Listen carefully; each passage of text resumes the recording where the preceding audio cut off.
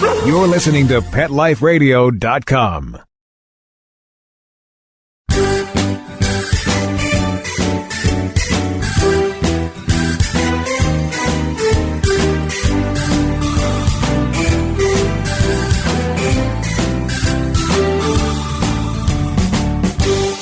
Welcome to Get Positive Results on Pet Life Radio. I'm Teoti Anderson, and today I'm hanging out with a real brat. That's Basenji Rescue and Transport. I've been asked to speak at their annual conference.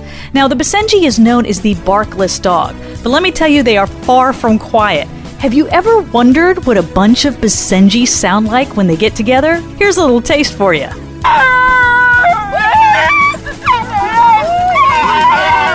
Booyah! Come on, go! Booyah!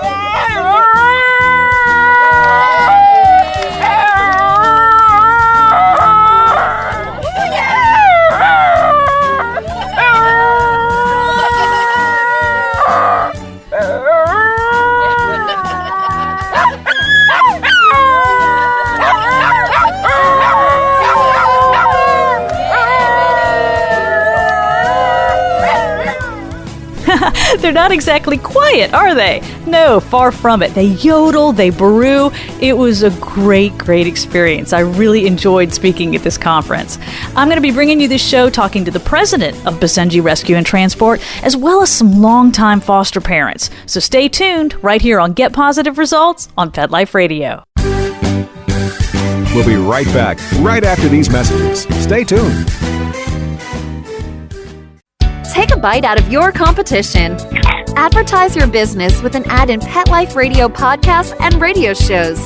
There is no other pet-related media that is as large and reaches more pet parents and pet lovers than Pet Life Radio. With over 7 million monthly listeners, Pet Life Radio podcasts are available on all major podcast platforms. And our live radio stream goes out to over 250 million subscribers on iHeartRadio, Odyssey, TuneIn, and other streaming apps. For more information on how you can advertise on the #1 pet podcast and radio network, visit PetLifeRadio.com/advertise today. Let's talk pets on PetLifeRadio.com.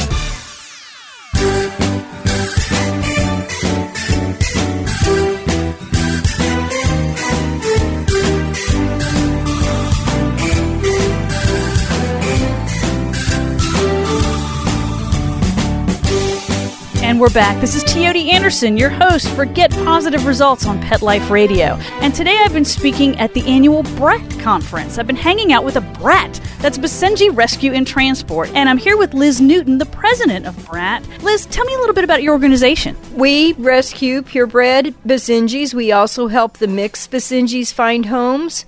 We provide for the purebred dogs, when we rescue them, we provide all the services they need, from fostering to all the vet care. If they need a dental for their teeth or anything like that, we do that. If we rescue a dog and it needs orthopedic surgery or anything serious or expensive, we will also go the whole route to get them healthy before they're placed.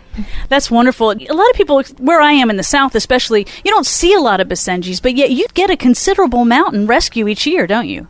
We're not rescuing as many as we used to, and I think it's because a lot of the puppy mills have closed or they've decided that Basenjis are not profitable enough. However, we still rescue approximately 100 a year and place them in homes that are Basenji savvy homes. That's wonderful. Do you have a foster network? How does this work for your organization? Because every organization is different. We have a network of volunteers. We've actually got over 1,000 volunteers throughout the United States and Canada, and they're all listed in a database by state and by what they've offered to do for BRAT. So if they're a person that helps with transporting and we need a transporter, we just post it to the transport list and the people in the area respond. The same for fostering. If we need a foster in a specific location, we'll send a note to the fosters list and state the location, and the people in the area will respond that they're available to foster. I think a lot of organizations listening to the show will probably be very jealous of your 1,000 volunteers. That's amazing.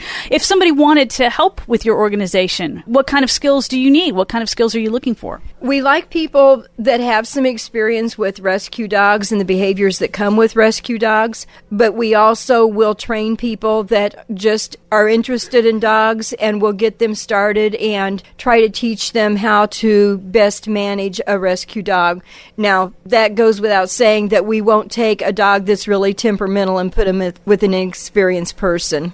Yes, absolutely. So, Liz, a little bit about you. How did you get into Basenjis? I got into Basenjis in 1993 when we'd always had poodles for about 30 years or more, and our son said when we had the last poodle put down because of age-related problems that he did not want another wuss dog. Oh, ouch. Sorry, poodle folks. Sorry about that. Anyway, we got the dog encyclopedia and started looking at different breeds of dogs, and some of the things that we were interested in, we wanted a dog that was low shedding because a lot of our family members have allergies. We wanted a dog I didn't want a big dog. I always say big dogs make big piles. And just certain criteria that we were looking for in a dog, it seemed the Basenji was a good match. That is awesome. My sister has a Basenji, so I do have a Basenji in the family, as I mentioned earlier today when I was speaking to your wonderful group. So how did you get involved with rescue then for Basenjis? When we got our first Basenji, he was a typical Basenji that came from a pet store, and he had separation anxiety and all sorts of problems because he had been taken from his litter too young. And we right away got online and found different organizations like Basenji Companions, and there was a Basenji list online that we were writing to for assistance and advice. And when BRAT was first started, we heard about BRAT online through these other organizations, and my husband signed us up, and it sort of grew from there. That's wonderful, and it sounds like it's going very, very well today. The conference has been extremely well run. Tell me a little bit about your annual conference. Each year we have a convention, and the purpose of the convention is to give the people who only know each other by internet otherwise a chance to meet face-to-face and to network with each other and become acquainted. So, because there's a lot of trust in sending a dog to someone you've never met, and typically when you're in an organization, you get used to notifying certain people for certain things, and the new people don't get involved because you go to the old standbys. And I find that when we have conferences and people meet each other, then they start networking more with a larger group of people, and more people get more involved. That's a great, great point. I love that. Everybody's been so engaging, and you've got people here from all over the United States. I've met some folks from Indiana and Louisiana. Do we know who the person who traveled the farthest is? I would say probably Jackie Kuwarth from Sacramento, California traveled the farthest. That might win, because we're in South Carolina now, folks. So California to South Carolina is a pretty good ways. I did see a couple ladies here from Arizona, though. So we've had other people that have traveled quite a distance, and I know that several people have flown. Oh, that's wonderful. That is wonderful. Well, I also noticed today, before I had a chance to do my presentations, that you have quite a lot of things for your auction ready to go. So tell us a little bit about the auction that you have. Each year we have an auction that helps offset some of the expenses of the convention, and we write to different organizations and ask for donations. We're not too proud to ask. And so a lot of pet supply places will donate things to the auction. We also will write to our station masters list and our adopters list and ask them if they would like to sponsor something for the auction. People donate money to sponsor a particular item. People that make things, people that are creative, will many times make things and donate them. And people that know someone that say they got a portrait or something from someone, they will go back to them and say, hey, I got a portrait from you 6 months ago that I really like. Would you donate a gift certificate for a portrait? So that's how we've ended up with a lot of our prizes for the raffle and the auction. And folks, there's a lot of different prizes. I didn't know they made that many Basenji items. It's not like a very common breed. So there were Basenji artwork and tiles and jewelry. It was pretty impressive. I think any breed, people that are interested in a specific breed like to find things that are related to their breed. And I know that there have been times when someone would not find a company that produced something that they were interested in, and they would send them pictures of their Basenji. And I know that there's these little 4-inch square Basenji tiles, and they did not have a Basenji at the time that the tiles were first available. And a dog that I had rescued and placed, the owner sent a picture of Twister to them and said, hey, we need a Basenji tile, or a tricolor Basenji tile. And so they started producing it. So I think a lot of times Basenji people send pictures of their dogs to these companies and say, hey, you need to recognize our breed. Yeah, that's a great tip for those of you with other rarer breeds. Maybe we should start sending more pictures out there. And if you're vendors and listening, there's a market for you, let me tell you, because this auction stuff was really exciting. They even had stuffed animals. I really didn't know they made a stuffed Basenji, but there were stuffed Basenjis of different colors and everything. The lady that she donates those to us every year. Her name is Donna Troiner. Did I say it right? Donna Troiner. And she donates several every year for our auction, and she sells those online. It was impressive. Well, Liz, thank you so much for having me at your conference, and I appreciate you talking to me today. Everybody, this has been Liz Newton with BRAT, the president of BRAT, and we will be right back. We'll be right back, right after these messages. Stay tuned. Begging to hear more of your favorite show? Full episodes of all our shows are available on demand. Go to PetLifeRadio.com to fetch our entire lineup of Possum Pet podcasts. Also, dig us up in iHeartRadio and iTunes. Let's talk pets. Live and on demand, only from Pet Life Radio. Let's talk pets. Let's talk pets On Pet Life Radio. Pet Life Radio. PetLifeRadio.com.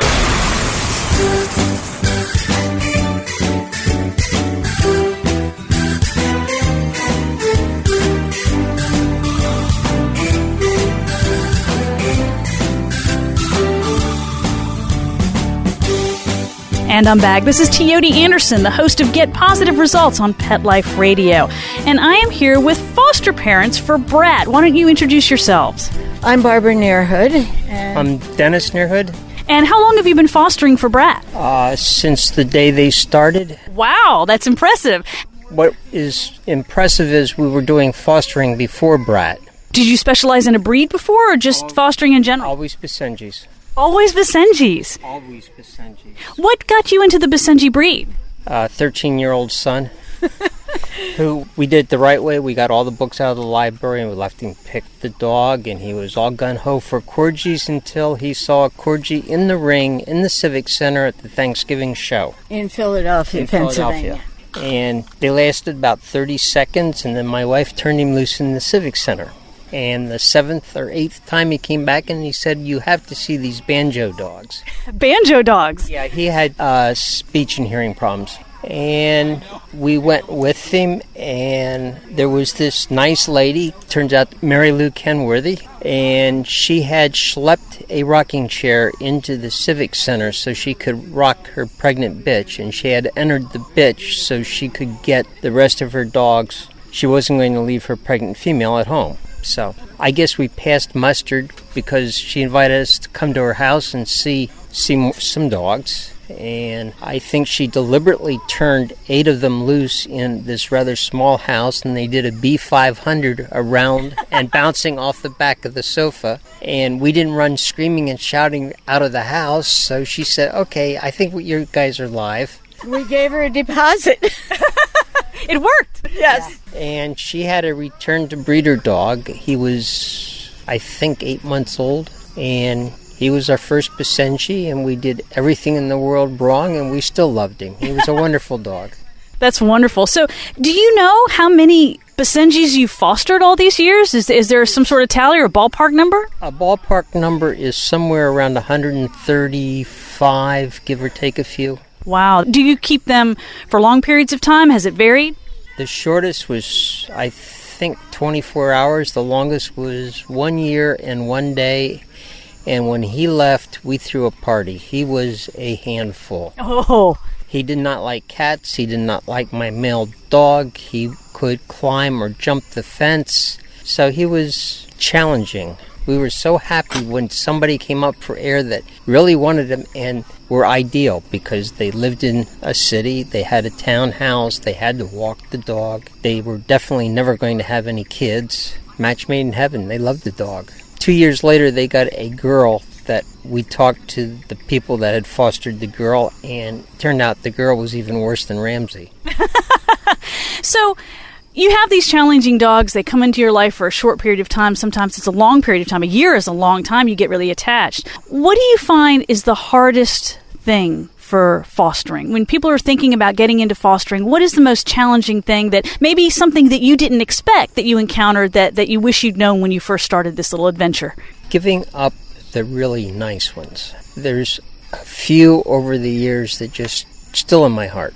Just loved them to death, but it was time to move them on because if you fail foster, sooner or later you've got to stop fostering. That's true. I have some friends who have failed fosters where they've ended up with a house full simply because it's so hard to give them up. And I've done fostering before too, and it's really hard to find that right match because you end up caring for that dog so much you want it to find that right home. Over the years, we failed fostering because the dog came in with Fanconi, and, well, nobody wanted a Fanconi girl. Now, could you explain what Fanconi is? Because I've heard it a lot today, but I don't know that all my listeners are very familiar with that. So can you explain what Fanconi is, please? A Fanconi is a condition where the kidneys malfunction. In the distal renal tubules, the nutrients are reabsorbed back into the blood, and there's a failure at this level, so that in cleansing the blood, the vital nutrients are not put back in. We have to supplement with sodium bicarbonate, potassium, phosphorus, and amino acids. It's with Gypsy, it was 13 pills a day. 13 pills a day. Wow. Gypsy's was expensive because she had a problem. Our current dog has Fanconi now. Her treatment is 38 cents a day. Wow. She takes 2 vitamins, 1 vitamin twice a day. She takes a calcium twice a day. She has some nutritional supplement powder that we add into her food. That's not part of the protocol, but we think it does her good. And then she has 2 sodium bicarbonate tablets twice a day. And what was really funny, my son had some kidney problems, and the doctor put him on the sodium bicarbonate tablets. It's a family thing. The whole family's going to take it. It's human medicine as well as dog medication. Well, you talk about Fanconi, and every breed has its own diseases that are unique to that breed. What do you think is the most important thing for pet adopters to understand about the Basenji breed? You have so much experience with Basenji. What do you wish that more of them that approached you knew about your particular breed? First breeder told us straight up, Basenji is a dog for people who would really like a cat, which was very close to being true. People that, well, first of all, if you're adopting from our rescue organization, you will come and meet us and see a Basenji, particularly if you've never seen a Basenji before. We get calls like that all the time. Second, if you're going the puppy route, talk to your local rescue organization. They can probably point you to decent breeders. With the Basenji, insist on the DNA test, okay? It is now like 99.999% accurate because they don't want to say it's 100% because, things can fail. But if it comes back positive that the dog will come down with Fanconi, well, then you've got to re-examine your options. Right.